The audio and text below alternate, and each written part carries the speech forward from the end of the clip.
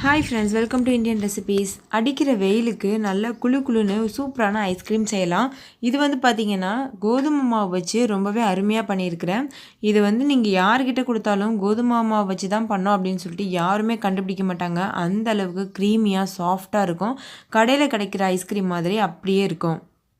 இது வந்து பார்த்திங்கன்னா முழுக்க முழுக்க ஹெல்த்தியான ஐஸ்கிரீம்னே சொல்லலாம். நம்ம வீட்டிலே பண்ணதுனால ஹைஜீனிக்காகவும் இருக்கும், அதே நேரத்தில் நல்லா டேஸ்ட்டாகவும் இருக்கும். நான் வந்து இன்றைக்கி 2 ஃப்ளேவரில் பண்ணியிருக்கேன். உங்களுக்கு தேவைன்னா நீங்கள் ஒரு ஃப்ளேவரில் கூட பண்ணலாம். ரொம்ப ரொம்ப ஈஸியான ரெசிபி ஃப்ரெண்ட்ஸ். ஸோ கண்டிப்பாக ட்ரை பண்ணி பாருங்கள். இந்த வெயிலுக்கு ரொம்பவே அருமையாக இருக்கும். இந்த ரெசிபி செய்கிறதுக்கு ஃபஸ்ட்டு ஒரு மிக்சிங் பவுல் எடுத்துக்கோங்க. அதில் 1/2 கப் அளவுக்கு கோதுமை மாவு சேர்க்குறேன். அடுத்தது 1 கப் அளவுக்கு பால் பவுடர் சேர்க்கலாம். பால் பவுடர் வந்து பார்த்திங்கன்னா முற்றிலும் ஆப்ஷனல் தான். அது உங்களுக்கு வேண்டாம் அப்படின்னா நீங்கள் அவாய்ட் பண்ணிடலாம்.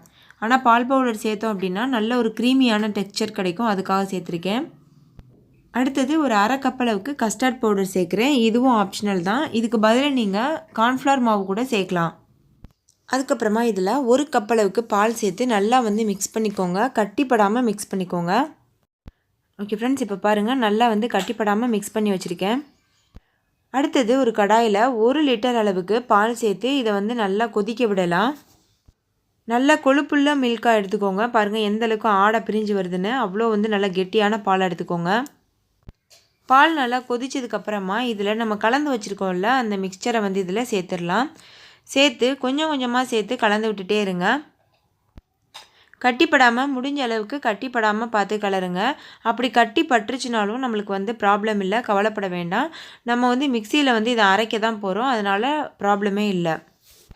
இது வந்து பார்த்திங்கன்னா இப்போ ரொம்ப தண்ணியாக இருக்குல்ல, இது வந்து கொஞ்சம் நேரம் ஆக ஆக நல்லா வந்து கெட்டி பதத்துக்கு வரும். அந்த சமயத்தில் நம்ம இதை இறக்கிடணும். இதை வந்து நீங்கள் லோ ஃப்ளேமில் வச்சு இந்த மாதிரி கிளறிட்டே இருங்க. ரொம்ப ஹை ஃப்ளேமில் வச்சுட்டிங்க அப்படின்னா ரொம்ப அடிப்பிடிக்க வாய்ப்பு இருக்குது. அது மட்டும் இல்லாமல் நம்ம கோதுமை மாவு இதெல்லாம் வந்து வேகாமல் போயிடும். இந்த மாதிரி நல்லா கலந்ததுக்கப்புறமா இதில் 1 கப் அளவுக்கு சுகர் சேர்த்துக்கிறலாம். சேர்த்துட்டு நல்லா வந்து கலந்து விடுங்க. ஓகே ஃப்ரெண்ட்ஸ், இப்போ பாருங்கள் 15லேருந்து 20 நிமிஷம் ஆகிடுச்சு. நல்லா கெட்டிப்பட்டு வந்திருக்கு பாருங்கள். இந்த சமயத்தில் நம்ம ஸ்டவ் ஆஃப் பண்ணிட்டு இதை நல்லா வந்து ஆற வச்சிடலாம். ஆற வச்சுட்டு அதுக்கப்புறம் நம்ம மிக்ஸி ஜாரில் போட்டு அரைச்சிக்கலாம். ஓகே ஃப்ரெண்ட்ஸ், இப்போ பாருங்கள் இது நல்லா ஆறிடுச்சு. ஆறினதுக்கப்புறமா எவ்வளோ கெட்டியாகிடுச்சு பாருங்கள். இதை நம்ம 2 பாதியாக வந்து பிரிச்சுக்கிற போகிறோம். நான் வந்து 2 ஃப்ளேவர் செய்ய போகிறேன்ல, அதனால் 2 பாதியாக நான் பிரிச்சுக்கிறேன்.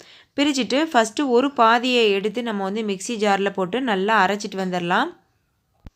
பாருங்கள் மிக்ஸி ஜாரில் போட்டாச்சு. இப்போ இதை நல்லா வந்து அரைச்சிட்டு வந்துடலாம். அரைக்கிறதுக்கு முன்னாடி இதில் வந்து 1 ஸ்பூன் அளவுக்கு நான் வெனிலா எசன்ஸ் வந்து சேர்க்குறேன். உங்களுக்கு என்ன எசன்ஸ் ஃப்ளேவர் வேணுமோ அது வந்து நீங்கள் சேர்த்துக்கலாம். ஓகே ஃப்ரெண்ட்ஸ், இப்போ பாருங்கள் நல்லா அரைச்சாச்சு. எவ்வளோ வந்து லிக்யூடாக இருக்குது பாருங்கள். இதை இப்போ ஒரு ட்ரேயில் வந்து மாற்றிடலாம். பாருங்கள் ஃப்ரெண்ட்ஸ், இதை வந்து நம்ம ட்ரேயில் ஊற்றியாச்சு. இதை வந்து நம்ம ஃப்ரீசரில் வச்சு ஒரு 2 மணி நேரம் நல்லா வந்து கெட்டிப்பட வைக்கலாம். இப்போ நம்ம இன்னொரு பாதி வச்சுருக்கோம்ல, அதில் வந்து ஸ்ட்ராபெரி எசன்ஸ் வந்து நான் சேர்க்குறேன். உங்களுக்கு என்ன எசன்ஸ் வேணுமோ அது வந்து நீங்கள் சேர்த்துக்கிறலாம். இதையும் வந்து நல்லா மிக்சியில் போட்டு அரைச்சிட்டு வந்துடலாம். பாருங்கள் நல்லா வந்து அரைச்சாச்சு. நல்ல ஒரு பிங்க் கலர் கிடச்சிருக்குல்ல. நல்ல வெனிலா ஃப்ளேவரும் ஸ்ட்ராபெரி ஃப்ளேவரும் சேர்த்து நம்ம வந்து செய்யும்போது நல்ல ஒரு ரிச் டேஸ்ட் கொடுக்கும். இப்போ பாருங்கள் நம்ம ஆல்ரெடி வச்ச அந்த வெனிலா ஃப்ளேவர் வந்து கொஞ்சம் நல்லா இறுகிருச்சு.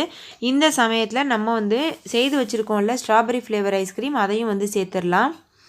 சேர்த்துட்டு மறுபடிக்கும் இதை ஒரு 8 மணி நேரம் ஃப்ரீசரில் வச்சிடலாம். பாருங்கள் ஃப்ரெண்ட்ஸ், 8 மணி நேரம் ஆயிடுச்சு. இப்போ வந்து நான் ஒரு பிளேட்டில் அதை கவுத்தி வந்து எடுத்துட்டேன். எவ்வளோ அழகாக வந்திருக்கு பாருங்கள். சாப்பிடும்போது அந்த கோதுமை மாவில் செய்த மாதிரியே இல்லை, அவ்வளோ ஒரு ரிச் டேஸ்ட்டாக இருந்தது. நம்ம கடையில் கிடைக்கிற அதே ஐஸ்கிரீம் மாதிரி இருந்தது. பொதுவாக நம்ம வீட்டில் செய்கிற ஐஸ்கிரீம் வந்து பார்த்திங்கன்னா கிறிஸ்டல் ஆயிரும், கட்டியாக இருக்கும். ஆனால் இது வந்து பார்த்திங்கன்னா நல்ல சாஃப்டாக க்ரீமி டெக்ஸ்சராக இருந்தது.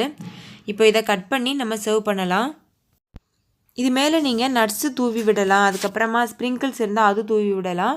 நான் வந்து சாக்லேட் ஸ்ப்ரிங்கிள் இருந்தது, அதை வந்து தூவி விட்டுருக்கேன். டூட்டி ஃப்ரூட்டி கூட தூவி விடலாம். எல்லாமே நம்மளோட க்ரியேட்டிவிட்டி தான். ஓகே ஃப்ரெண்ட்ஸ், இந்த ஐஸ்கிரீம் ரெசிபி உங்கள் எல்லாருக்கும் ரொம்ப பிடிச்சிருக்கும்னு நம்புகிறேன். இது ரொம்ப ரொம்ப ஈஸியான ரெசிபி. இந்த வெயிலுக்கு வந்து நீங்கள் கண்டிப்பாக இதை ட்ரை பண்ணி பாருங்கள். வீட்டில் இருக்க எல்லாரும் ரொம்பவே விருப்பப்பட்டு சாப்பிடுவாங்க. இந்த வீடியோ பிடிச்சிருந்தால் லைக் பண்ணுங்கள், உங்கள் ஃப்ரெண்ட்ஸ் கூட ஷேர் பண்ணுங்கள். சேனலை சப்ஸ்கிரைப் செய்யாத நண்பர்கள் சப்ஸ்கிரைப் செய்துக்கோங்க. இன்னொரு சூப்பரான ரெசிபியோடு நான் உங்களை சந்திக்கிறேன். தேங்க்யூ, பாய்.